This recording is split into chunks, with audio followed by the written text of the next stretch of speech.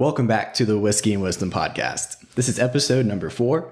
I am Tyler Y'all. This is my co-host, Chris Kellum, and our special guest, Palmer Grigsby. What's up, guys? And I actually first met Palmer at Brunson's MMA and Fitness here in Wilmington, North Carolina. And the reason why he needed to be on this podcast is I have never met someone where you're punching each other in the face and he has the most witty, sarcastic, hilarious things that he could possibly say to you. And he has an awesome background as well, but that's why he had to be on this. I appreciate it, guys. And like I said, if you're getting punched in the face, talking in between getting punched kind of softens the blow a little bit. That's very true. And actually, Palmer was gracious enough to bring his own bourbon in today since he's a Kentucky boy himself. That's right. So just brought some Knob Creek 9-year in. Like I said, if you're going to be in the Whiskey and Wisdom podcast, might as well bring some Kentucky bourbon. So this is brewed in Claremont, Kentucky, which is just about 20, 30 minutes from my house. Oh, wow. Nice. So it's I guess, local to Mooresville, Kentucky bourbon. Very, very cool. So I was randomly looked this up. Did you know that they recently got that 9-year stamp back on them? No. In the past 2 years. Because for a time, because they were selling so much whiskey that they didn't have anything aged up. And so they legit took the stamp off. There's a couple years that didn't have a stamp that said 9-year on it. That's unsurprising because I feel like bourbon really blew up over the past 3 to 4 years. Yeah. And so that makes a lot of sense. They're selling out. I remember one of my favorite bourbons is, the tree anyway, is Buffalo Trace. Mm-hmm. And it is hard to find Buffalo Trace, even in Kentucky sometimes. Really? I'll have people come down and it's I can't even find Buffalo Trace myself. Wow. So I'm definitely not going to be able to find it for you. No, we'll have to try that soon. Yeah. We were that's talking gonna about be that the other day. Yeah, that's going to have to be a quick one to get if we can get a hold of it somehow. Most certainly. I'll be your sticky fingers trying to weed and try to get some out there. for you Yeah, guys. sounds good. We got a Kentucky bourbon plug. Yes. Right. Sponsored by. Exactly. Oh, but yeah. Let's cheers. All right. Cheers. Cheers, fellas. Put a little hair on your chest there, Tyler, y'all. I know. About time. Getting old enough now. Oh. So, Palmer, tell the people a little bit about yourself, a little bit about your background, what you do, what you used to do, and kind of where you got. All right, so I was born in Mooresville, Kentucky, the only child of Tim and Ann Grigsby. And I got here to Wilmington by really just an not really odd stretch of events, just kind of tired of living in Kentucky. And it's not that I don't love Kentucky or my family or friends there, but you just kind of have to leave where you're comfortable and do something different and strike out. And I met a wonderful, wonderful lady named Shawnee Mills, who I married. And when we were both living in Kentucky, we were both working. I was a salesman for a company called UniFirst, Right. which I'm sorry to anyone listening to UniFirst. You can get out of it one day, I promise. You can see the light. You can get out of that place.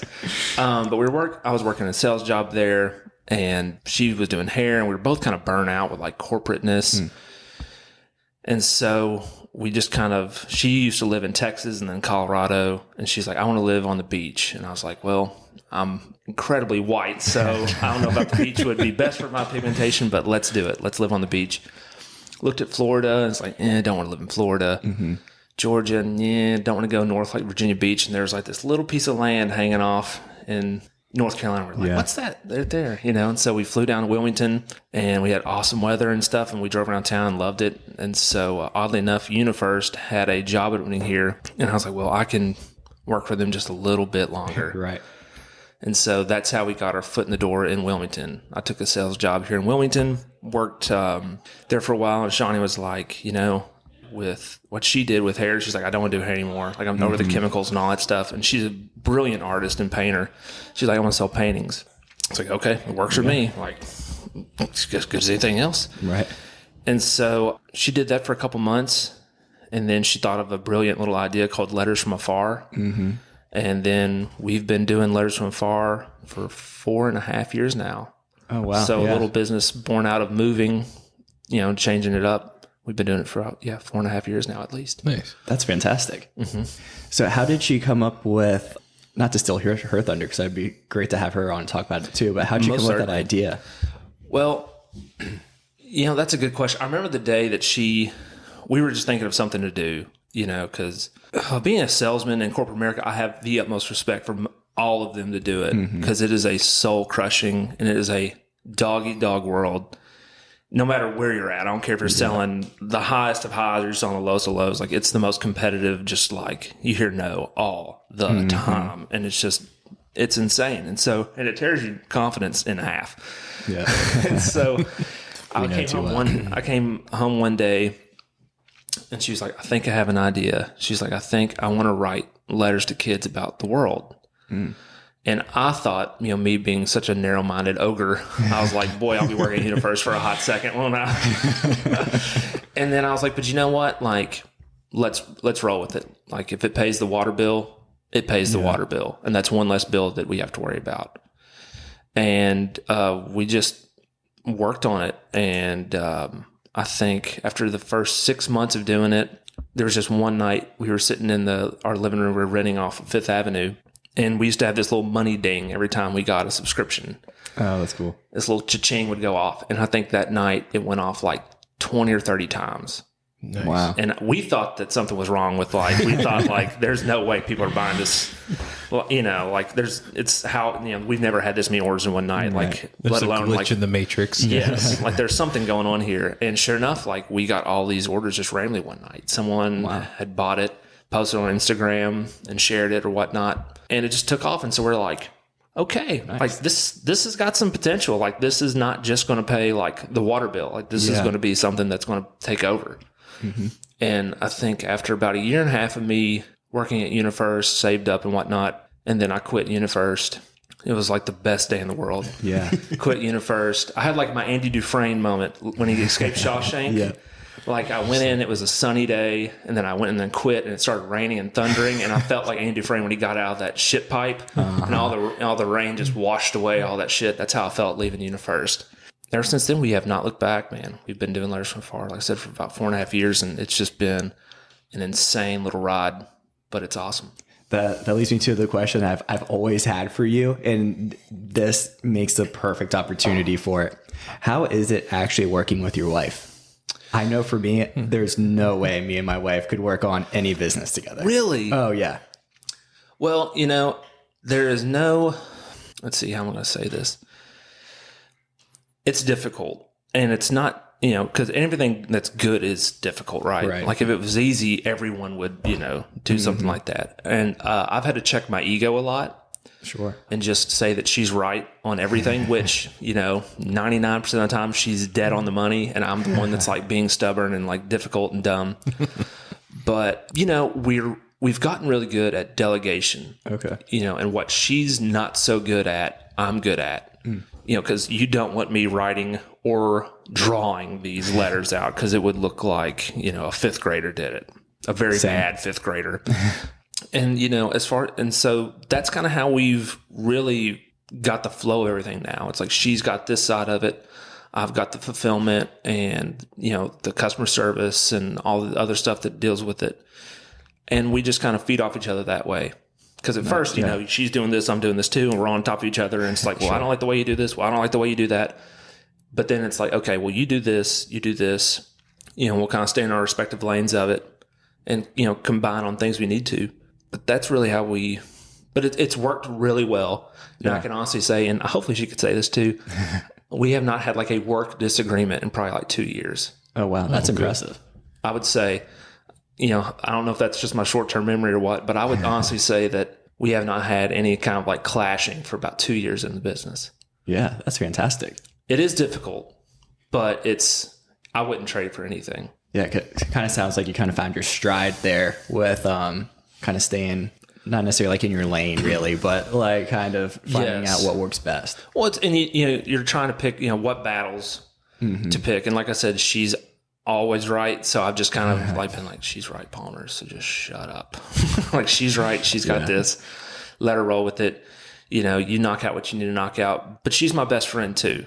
and we can talk to each other about everything, and we can open up. So if something's bothering me about it, she knows where I'm coming from because she's right there with me. Right. So it's not like, it's not like where I was at UniFirst. I could complain to her about my job, but she wouldn't understand. Yeah. Right. Because she's like, I don't know anything about what Exactly, you really do. I know you sell stuff and that's it. I can't really help. But with this, it's like, I felt this way a couple years ago with where I was with letters, or I felt this way a couple months ago. This is how I got through it. And then that helps me get through it, and vice versa. Because I can look back and be like, remember how we felt last February? This is why we feel the way this February, So it's just, I thought at first it'd be difficult, but it's been a blessing. It really has. And I'm just saying that because I'm on a podcast. I really it's the We truth. have a recording of you now. It's the truth. It's God's honest truth. So I have a real question. Let's do it. What is Letters from Afar? What is? So Letters from Afar is a letter subscription service to kids to help them learn about the world. Okay. And so each month, your child or a child will get a letter in the mail, and it'll have this new thing we've incorporated called Field Notes, which is like extra tidbits of facts, fun facts, and things like that, drawings of a map. And it's really a fictional character. Her name is Isabel, and it's just her travels throughout the world. And so one month it could be, somewhere in Spain, and she writes about the food, the people, the animals, stuff that like kids, in the 5 to 10-year-old range would find interesting. Yeah. That's kind of like our target market is probably the 5 to 10-year-old age range. And so that's, for each month, they'll get a different letter. And so that's really what it is. It's just to help kids learn that like it's a big world out there. And, all these places seem so, exotic, and some of them so far away, but like, you can go there and like you can have your own adventure too. And, the world is big, but you can get to it, and you can get to anywhere in the world almost in 2 flights. And so that's what we're trying to like get kids and know that like, like you can go and do this too. I love that. I mean, I think it's also great for the people, especially because everybody's on their phones now. Yes. To actually get a piece of mail. Like I remember as a kid when mail showed up from like my grandparents, you're like, oh, yeah, I got a letter. Oh, certainly. Right. Kids don't get, unless it's a birthday or Christmas, the kids don't get letters. And, and as an adult, the only letters you get is from AT&T saying that you need to pay your bill, or, your gas or electric or whatever. That's the only mail you get. I don't like getting mail anymore, honestly. Exactly. So it's fun for kids, and that's something, you're totally right with, technology, kids, and I've noticed this, iPads and phones and stuff have been, our Game Boy, right? Mm-hmm. We had the Game Boys and stuff like that. But it's fun to know that like kids still like getting mail. Right. And like that, it means something to them, and like they generally get excited. So it's a lot of fun. It's really crazy to think, we started, we're like, this place Waterbuild's awesome now. We have like 10,500 subscribers. Wow. That's fantastic. Yeah. So we send out a lot of mail each month, but it's really cool. It's really cool. I like that. Yeah. I was just like scrolling through and I was like, oh my gosh, this is actually legit. And it's nice because like, yeah, he's not conning people. No,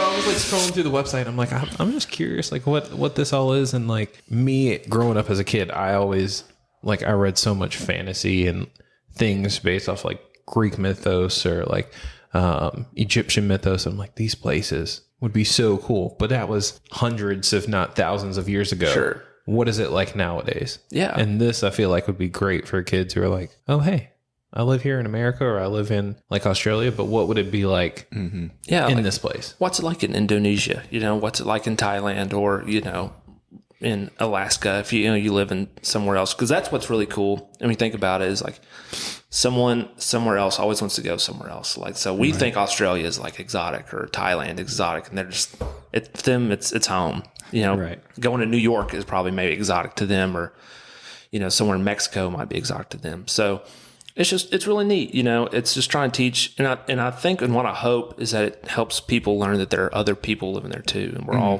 people, and we all just want to have a good life, and we all just want to get along and try to meet people on a human level. Absolutely. I guess that's a big thing that I want to, I know that might be a grand pie in the sky idea for like a 5-year-old, but like maybe, just be nice to everyone. Like, hey, someone over there, they live in Japan, or they live in Thailand, or they live in anywhere, they're just people too.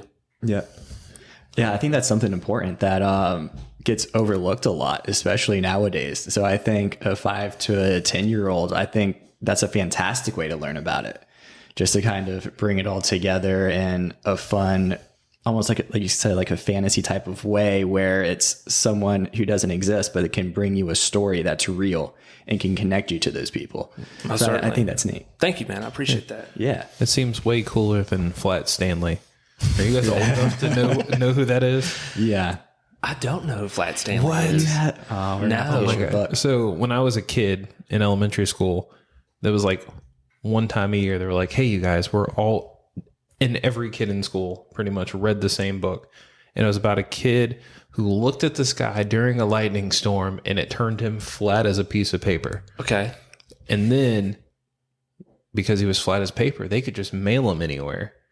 And so like kids would send it to your friends and family in different places and they would take them on adventures and then send it back to you. That's pretty cool. Like, Right. I was like, that's kind of cool. But the problem is my family lived across town. So like I didn't like for the people I knew, I'm like, I don't know who to send this to. Sure. But it's nice because now you can get things from all over. Most certainly. Especially most people live here. Yeah. And a lot of people, yes, Wilmington is growing, but a lot of people don't have family besides you have a group of people in PA or New York, and you have a group of people in the Midwest. Sure. But this allows kids to learn things from all different parts of the world. Yeah. Which I'm kind of excited. So, Mr. Yaw, whenever your youngin gets old enough, I'm expecting you to subscribe, my man. I've actually been thinking about just subscribing for myself, to be honest. Oh, well, there you go. Even better. We can set you right on up with that. Right? Yeah, I was looking at this. I'm like, oh, that'd be so cool to give to my nephews. But they just bought an RV. Well, that's cool. Yeah, so instead of them having a place to mail my stuff to, they're like 4 kids in an RV just traveling around the country. That's on. And you know what's really funny about that is Shawnee, that's how she grew up. Oh, really? She was born in Texas and then they moved to Colorado, built a cabin. Her dad built a cabin out in Colorado. When they moved to the East Coast, they didn't really know where they're going to stay. So they all lived in an RV. Wow. And just drove around the country and the East Coast till they found a place. So that's pretty funny. You kind of mentioned that up. So maybe they might do the same thing. I mean, that's actually That's cool. neat. Yeah, we're definitely going to have to bring her on now. She's much more interesting than myself. I don't know about that. I was going to say, it seems like you guys found each other for a reason. So Most certainly. Most certainly. Of all the places, that's why kind of when we first met, I was like, what are the odds? She lived in Colorado. They could have picked any state in the East to move. Kentucky. Okay. Kentucky's still a decent sized state. Yeah. Then she's like, or they were like, we're going to move to Springfield, Kentucky, the town of 5 stoplights and nothing else. This is where we want to live. And then you meet this goofy redheaded dude. And then we've been going, I think, let's see, we've been together for 13 years now. Oh, yeah. We've been together for 13 years. How'd you guys meet then? And or it's just because there's only like 8 people that live there? Or There's more than 8 people. okay. So there was this new restaurant, of course, like anywhere else, new restaurant in town, you're going to go. And so it was this place called Snappy Tomatoes Pizza. And so I went in, hungry for a pizza. Yeah. And then she was in the back, like dishing them up. And I was like, who is this pretty brunette lady? I've never seen her before. And I asked a friend, and there's like, oh yeah, her name's Shawnee, and this, that, and the other. And then probably like a year or so later, I took Miss Shawnee on a date. So that's how she first caught my eye. Oh, that's neat. Yeah. I like that. Yeah. She smelled like sausage and peppers and onions, and I was all over it. You're like, Still ooh. full of Ooh, yes, this is wonderful. I was expecting to be like, well, she smelled like, bourbon or bacon, which is most of the things guys are like, oh my gosh, that's what I love. No, sausage, onions, bell peppers. That's my go-to scent. Right. So like that was all over it. But no, that's how we met. And like I said, we've been going, for 13 years now. Been married for almost 8. Oh, wow. Yeah. And I think every episode so far I've been talking about Instagram because I've been talking about how pretty much all my friends, that's how I stay in contact with everyone now. Most certainly. And you guys been traveling quite a bit lately. Yeah, and so that was another part of Letters from Afar that we wanted to incorporate was like we could travel and it'd be a business write-off. Right. And so Yes, it's like, yes, this trip to Japan is for business purposes. We're Exactly. working, we're slaving away over here. So the first trip we took internationally was in 2019, and we went to Italy. And then a couple months later, we went to Japan. And then in 2020, I think we ended up going to 5 different countries. Oh, wow. And then COVID, You did 5 countries before everything shut down? yes. Whew. I know. I felt like it was like Whirlwind getting trip. while the getting was good, you know, Yeah. like we had no idea. But it was so funny about in November of 2020, we went to Thailand and we had a connection in China. And so put your tinfoil hats on, kids. So I forgot the name of the city we were in, but they had, and this was in, like I said, November, they had those heat sensors on all their gates, yeah. and everyone was already wearing masks there. Wow. And we didn't know any different. We were like, it's Asia. A lot of people still wear the mask anyway, just right, out of because of like smog. respect, smog and respect, I guess. Yeah. No, we know it's if they don't feel good, they put a mask Yeah. on. There can't be that They're much very nice over smog there, in yes. Japan. No, I was talking about China, not Japan. Oh, well, China was probably the smog. But anyway, so I just thought, well, this is kind of odd. But then again, like you didn't think anything of it. And then a couple months go by, February of 2021, it's like the pandemic or 2020, I'm sorry, the pandemic. It's like, wow, like we were in China, like before COVID, like released, like what if we were patient zero and we brought this back, Thankfully someone in like Washington was the first person, but I would have felt real bad. It's like, we went to North Carolina as the epicenter of the COVID pandemic plaguing our country and we're the guys, but no. But yeah, that was really, so traveling a lot. Then we just kind of got back to it. We went to Germany in October of last year. so you just missed Oktoberfest. Just missed Oktoberfest, yes, because it happens in September. Common misconception. Misnomer. Yeah, everyone thinks that. It's in October. I'm like, no, It's in September. it's the end of September. I could see how you could get confused, but it was a lot of fun. Germany had a lot of awesome food. The people I thought they were very nice. And the one thing I'd messed up on though is I'm kind of cheap. So when you get a rental car, I'm not looking to bust the doors down on a rental car. Like Right. I'm just trying to get to point A to point B safely. Like, you're already in it on the tickets, the food, this, that. Yeah. Like I'm not trying to go wild and out on a rental car. But then when it hit me, I was like, man, I'm driving on the Autobahn. You And missed out. I'm in a Taurus, like hybrid, like Toyota. It was awful. It's like a weed whacker going down the Autobahn, and all these dudes in their Porsches and BMWs, and they're just hauling ass. And I'm just like, just like barely scooting on down. And I thought, I've missed my shot. I was like, next time I go to Germany, I'm doing the real thing. I'm going to have like my James Bond moment driving around the Autobahn in like a swag Porsche 911 next time. How fast did you get that Taurus going on the Autobahn? Ooh-wee, I got that baby up to probably 100. No way. Yeah. The question is, I felt the that the nuts and bolts like start to vibrate. So I was like, I probably need to crank those down. And Shawnee's like, slow down, slow down, slow down. But on certain parts of the whole thing is not wide open, but there are vast stretches of it that's wide open. And man, it would have been so much fun just to like put the pedal on the metal and just haul it. But yeah, I felt like it would almost be like entering into the atmosphere again with that little thing. Just, everything was shaking and vibrating. I was like, I better calm down. So is there no speed limit on those parts? Yeah, there's some parts that are, it's as fast as you want to go. Wow. I'm sure there's like a minimum. Yeah, there's a minimum. So you can't, be grainy in it. Probably what I was close to.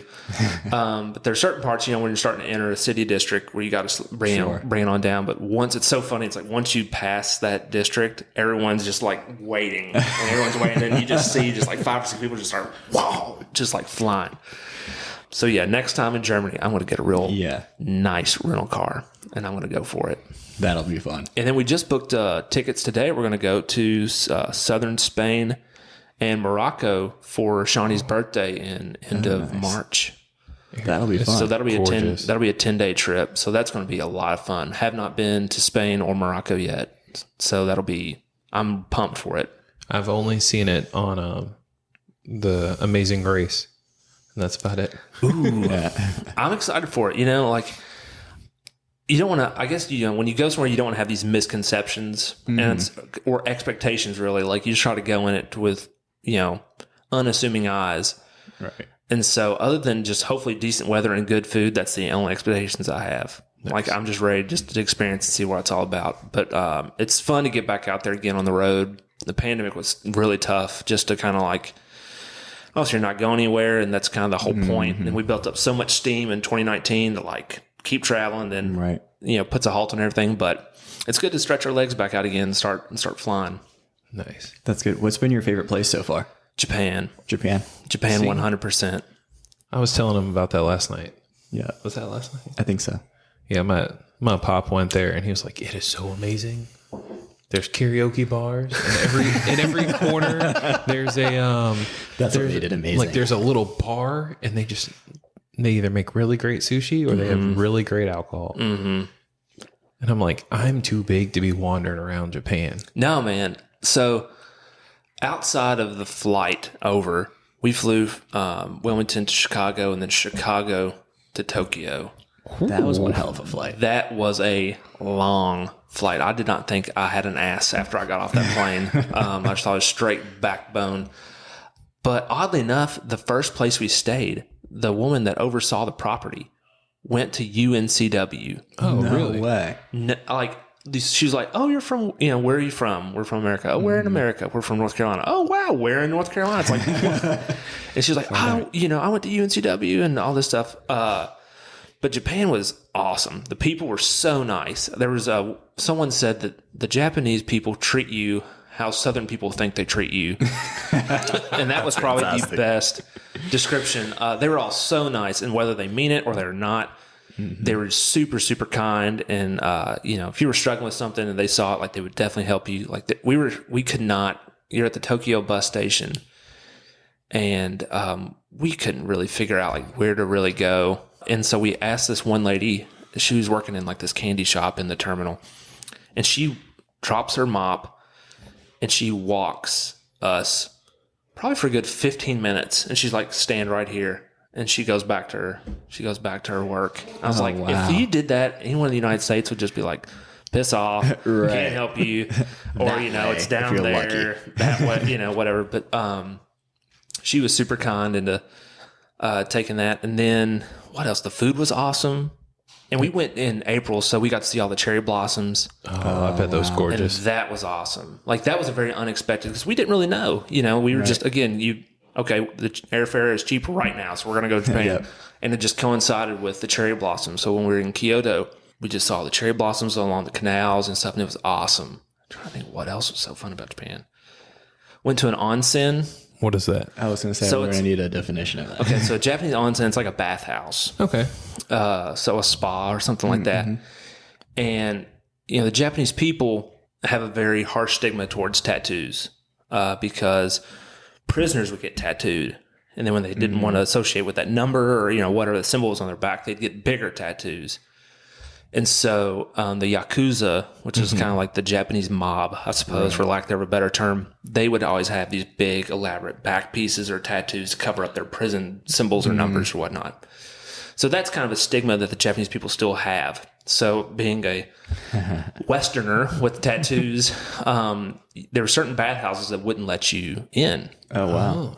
And so when we were in Hakone, this little mountain town, we had to ask, we asked the guy working the front desk, like, "Where can I go in onsen?" He's like, "You can go right here." So we go take the bus to this awesome, just like nestled in the mountains, this little onsen.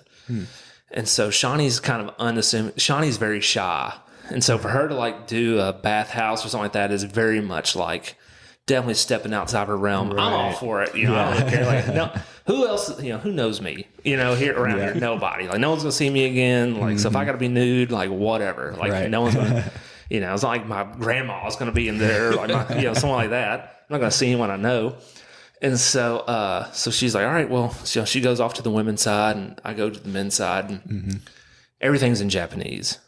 And so now it's kind of like monkey see, monkey do. Like, what am I going to do? Like, how do I navigate this in a way that I don't look like a complete jackass?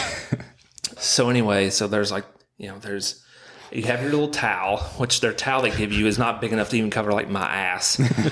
So like, how am I going to try to cover everything?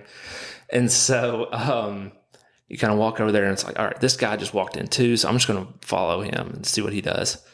So I was undressed, put my clothes in here, all this stuff, and get my locker, and then I lose them. I'm like, dang, like where'd he go? So I don't want to seem like a creeper either, because I want to follow this naked man around, this Caucasian dude just like following around this this old Japanese man. And so anyway, I saw him, and he was over by this tub, just ladling this water on its head. I was like, that must be the shower, because I didn't know, never been here before. So I was like, okay, maybe that's where you clean off. Mm-hmm. So I wait till he's gone, give him about 30 seconds, to go do his thing. I go over there and dip down there, and I turn that ladle of water over my head, and it is so damn cold. Like I could have screamed. I mean, just piercing cold. And I could have screamed out loud, but I was like, you can't scream. And then you can't just dunk it once. No, you can't just do it once, because then that looks dumb. So I'm sitting there just pouring this cold water over my head, just being like, Paul, you're so dumb. And while I'm doing that, I look over and I see the showers right behind me. And so I'm thinking, okay. So then I go to the shower and I clean off. And then after that, you kind of see they have cold tubs and various hot tubs, and it's so beautiful, man. It's just built into this mountainside. So like you're just looking up the mountain, and there's all these bamboo groves, and there's all this just awesome forest scene. There's like a river that's kind of running by. And then you're just kind of hopping from tub to tub and just kind of doing your thing. And there was this younger guy there with his son, and he kind of like waved at me and stuff. So I waved and be nice and whatnot. And so after probably 30, 40 minutes doing the whole tub thing, he gets up and goes into like this terracotta hut. And so me being just kind of super like interested, like wonder what's going on in there. Like what's in the terracotta hut? So get out, and he started dipping his hands in the salt stuff before he went in there. He had this big thing of salt. And so I walk over and put both my hands and grab the salt, and I'm just going in this terracotta hut, with 2 hands of salt, ready to rock and roll, see what everything, see what life's about to give me. And walk in, and it's like dead quiet. And you see this one candle at the very end flickering, and it's hot as hell. It's such a hot sauna. I mean, I feel like I'm a hot pocket at this point. Yeah. And you just walk in, and there's all these old Japanese men, like cross-legged, like meditating. And I was like, what is this? Like, this is such a weird. I was like, this is not what I bargained. This is not what I expected was going on in this place. And you go, and it's just so hot, just like the breath almost just zapped out of you. And you sit, and so I'm sitting there with my 2 hands of salt, I'm ready to rock and roll, whatever I'm going to do with it. And so he sees I'm in here, and he sees that I have no freaking clue what's going on, obviously. And so I kind of motioned to him. I'm just kind of like, what do I do with salt? And he's like, just wait. So, okay. So I'm just sitting there waiting, just kind of doing my thing, sweating. And then he's like, okay. And so he's like, start rub salt all over you. I was like, okay, I'll rub. I feel like I'm big, like pork belly or something. Right. Like I'm just like this fat dude. I was like, rub this all over me. And turns out the salt kind of like is an exfoliator. Okay. And I was like, oh, okay, so this is kind of nice. And so after being there for probably 20 minutes or so, because, you can't, he left. And I was like, well, I can't just leave exactly when he leaves. Again, your ego's getting in the way. It's like, I got to stay in here a couple more minutes, like I'm about to die, but I'm going to stay in here a couple more minutes. But dude, you left there and I felt like a brand new penny. Like I felt so good. Oh, like wow. I was slick and it was nice and it was an awesome feeling. And so I got in the cold tub and, I was on my way. I was there for probably 2 hours. So I go out and I try to find Shawnee. I was like, mate, I was refreshed, dude. I was like, oh, this is heaven. Like I could do this all the time. Yeah. Like what an awesome experience. And so I go find Shawnee, and she's like laying in this one room on tatami mats. And she's like, finally, here you are. And I was like, oh man, finally. I was like, how long was I in there? She's like, 2 hours. And I was like, well, how long were you on your side? She's like, 15 minutes. Oh, no. I was like, 15 minutes? She's like, 15 minutes. She's like, she was like, every time I got in a tub, all the women would leave and go to the next tub. Oh. And she's like, and I felt super bad. And she's like, I saw like there's like pubes in the water and they were like floating towards me. So she's like, I got out of there. And I was like, so you've been laying down for like an hour and a half. She's like, yep, I've been outside for an hour and a half waiting on you. And I was like, well, let me tell you about my experience. Like, I had an awesome time. But no, Japan is so awesome. Once it opens back up and the world kind of comes back to, like, I can't wait to go again. Like, That is neat. It's awesome. And I can't recommend it to you guys to go enough. Like, it's the bomb. The food's the bomb. Getting around is easy. It's just so cool. That is awesome. So cool. That's always been a place I've wanted to go to. My main like hesitation is like, how do I know what to do over there and whatnot? But it sounds like it's pretty easy to figure it out. Go to Onsen. Right. No, it's so easy, man. They have like a rail pass that's really easy to buy, and you can get on the bullet trains and navigate the whole country. There's just so much to do and so much to see. Like we were there for probably 8 days. Wow. And we could have spent easily another 5 or 6 without even like trying. There's That's so much awesome. to do. So yeah, do it. Definitely gonna have to. I'll add it to my list of places. Yeah, it's an awesome place. That one's Awesome always place. been top, so that's gonna have to be sooner than later if I can find childcare. There you go. So you were talking about the cold water. Yes. So you know where this is going. I do know where this is going. You have a pool in their backyard, I do. and you've been getting into it when it's been pretty darn cold for some cold therapy. Yes, I have. So I have this big hesitation with getting older. I think I fear it really. And my wife would definitely say that I have a phobia of getting older. And so I just turned 31, and I just kind of noticed in my workouts, I'm not like recouping as quick. And I don't know if it's being 31. I don't know if I'm not eating like enough carbs. I don't know what it is, but it's like my buddy of mine was like, you need to try cold therapy. And he's like he lives up in Boone, and he's like laying down in the snow, and he's like putting ice in his wow. bathtub and all this stuff. And then when I was back home in Kentucky, he babysat our dogs and stuff, and he was getting in the pool. And so we kind of have a relationship was like, well, if he's doing it, then I'm going to do it, kind of like that ego driven thing. And so I was like, you know what? Like, I'm going to do it. And so I've recently just been going about waist deep. I just got a new tattoo, so I can't go like full on, Right. but I've been doing waist deep just to like, because my legs have been soreness is just not leaving my legs. So I've been doing that, and it's been an experience.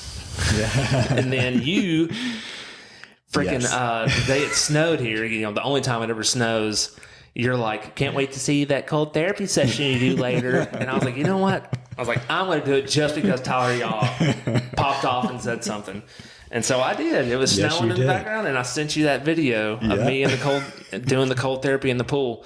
But it's just one of those things that helps you in life. Whether there is a lot of, sure, there are benefits in cold water, health benefits and to your muscles and stuff. But it's also so like I hate cold water. Same. I hate cold water. I can't do it.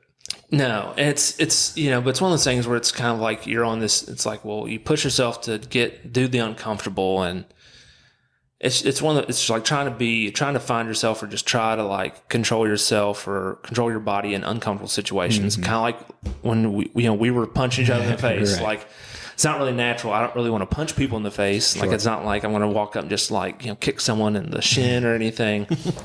But it's just it's just being being comfortable doing uncomfortable things. And that's just one thing I'm trying to push myself to do. And so if that's getting in my pool when it's 30 degrees outside and snowing, when that water's about 45 degrees, then Dang. that's just what I'm going to do. But it's all, it's all for science and all for health. So, Yeah. it can't be all bad, can it? I've done something similar too. I did the 75 hard program with Andy Frisella, and he has the whole Live Hard program. And so the first session after 75 hard with Live Hard is you have to take a cold shower once a day for, I think he said 5 minutes. I think it's 5 minutes. I think I was doing it for 10 by the end of it, just because. This guy. No, it's the Palmer thing. It's the like ego driven thing. It's Sure. like, oh, you say 5, I'm doing 10 because I can. Yes. And then there's me. I'm like, this is not hot enough. No. As soon as I take a shower and it starts cooling down, I'm like, yep, it's time to get out. Yes. It's like, all right, I'm done. Now, when you did that, man, I'll tell you what, I was like, man, Tyler's over there freaking killing it doing this. And there was a part of me that was like, I should do it too. But I didn't do it. I'm thinking about starting it again if you want to join. Oh boy, here we go again. So how was it for you though? It was fantastic. It was probably the one most, not to be like overzealous or anything, but it was probably one of the most transformational things I've ever done. Really? Absolutely. Hands down. Over getting married and having a child. I said one of the most. Don't get me in trouble on a Technically, recording. having the child didn't transform him. True. person. Transform his life. Yeah. But when it comes to, just to kind of back up and do it kind of briefly, I don't want to take over the show. No. But when I was in middle school and high school, I was a wrestler. I was like, that was my thing. That's who I was. I was driven for it. Okay. And when I got out of high school and into college, I was just kind of like, I'm just going to do this kind of like corporate thing and kind of go along the road, do what I'm supposed to do and whatnot. Yes. And found myself kind of getting into a rut. And I found 75 Hard being something, hey, this is what is going to change in your life. It's going to be hard. It's in the name. And if you want to build actual discipline in your life to make these changes that you know you need to make, you're just not doing it, this is what you need to do. And a few of my friends started doing it, not unironically at a bar. So I was like, oh, you know what? If these guys are doing it, I can certainly do it. Sure. A lot of them ended up dropping out. And two of them that I'm still really good friends with, and we talk about 75 Hard and Live Hard a lot with, they finished it. I finished it right behind them. And just the way you feel afterwards, there's no other type of like satisfaction you get of something that you know people have dropped out of that you've been able to finish. So what was the most, what part of it was it like working? Because it's like doing one 75-minute exercise outside. Was that one of the deals? They're 45 minutes, but yeah. So the whole program. Here's your plug, Andy. The program is you have to drink a gallon of water a day. Okay. You have to read 10 minutes or 10 pages of a book every day. Can it be fiction? No, nonfiction. Dang. Yeah, it has to be some kind of. Can it be letters from afar? Sorry, it has to be some kind of self-help or business book. Okay. 45-minute workout indoors, 45-minute workout outdoors. And I think there's something else that I'm missing, but I can't remember. Oh, and a picture of yourself every single day. Okay. And honestly, the thing. So you have a lot of pictures with your shirt off on your phone, don't you? Yes, I do. I actually just went through a couple weeks ago and deleted them. I'm like, I can't even stand No, you need to make a scrolling collage. through You this. should have just gone day 1 to 75 and just like posted it. But like now I can delete you. I kind of did something similar to that. But yeah, the hardest thing is remembering to take that picture at the end of the day. But also, it's funny because he has a book out too, and it's called 75 Hard. And the really cool thing about this book is obviously I'm reading it faster than going through the program. And it's telling you, this is how I felt during these times of doing 75 Hard. And I'm like, everyone's different. I wonder what it's going to be like for me. It was nearly identical for me. So Wow. It was kind of like reading in the future of what I was going to go through. Like the most notable ones, first week you're doing it and you're super excited. You're like, I'm going to crush this yeah. shit. Like there's Optimism no is way. peak at that point. Exactly. Everyone's so hyped that first week. Yes. Right. And then like even day 4 and 5, you're like, this ain't shit. Like I got this. Like this is going to be the easiest 75 days ever. Literally day 8 hits and you're like, this sucks. Yeah. My legs are going to fall off from running so much. My arms are going to fall off from lifting so much. And then as soon as you get past that, you're like, okay, I know I still have 2 months of this. We'll make the best of it. And then you kind of get into your groove and whatnot. But the next most notable is 2 weeks before you finish. You can see that finish line 14 Yes. days out. And every single last one of those days sucks. Sure. Because you can see that So finish close. line and you're so tired. You're so worn out from everything. But as soon as that day hits, you're like, I finished it. I'm one of the few that was able to get this done. And then your discipline just is exponential at the end of that. If you decide to do on any task after that day, you will get it done in the time frame that you want to get it done. It's incredible. Interesting. Man. I don't know. I went through basic training, Oh, and I was like, what I'm branch of the not- military? I'm not that cool, but I did the National Guard. No, dude, I think that's still so cool. So it was still Army basic training, but it was the most like mental booming thing because you get there in the first week, you're all doing pre stuff, and you're like, why did I do this? Why did I feel sign like up? the meter of like I'm jazzed, I'm nervous, I'm going to basic, but I'm doing this, and then I'm sure. Do they yell at you a lot?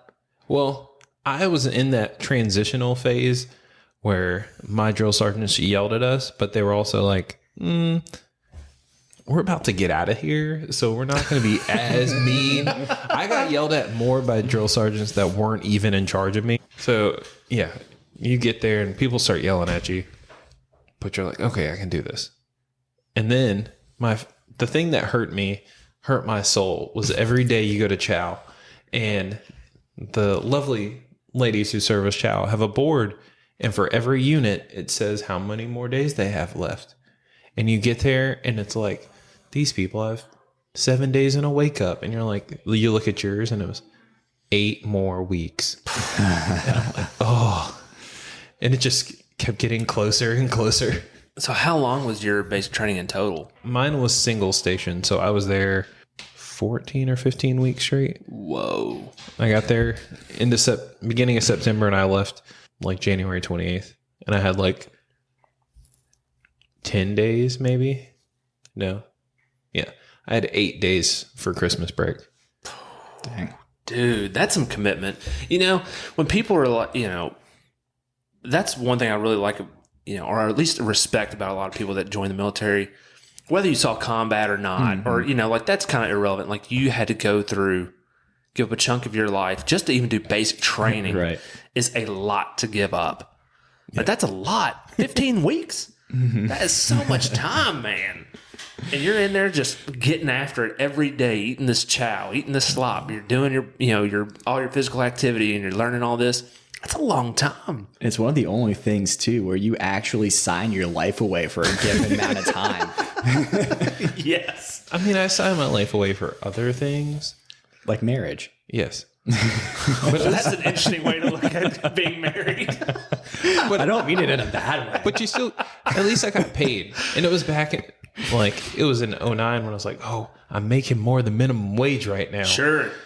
And now I look back and I'm like, but At what cost was I making more than minimum wage? oh, I love that.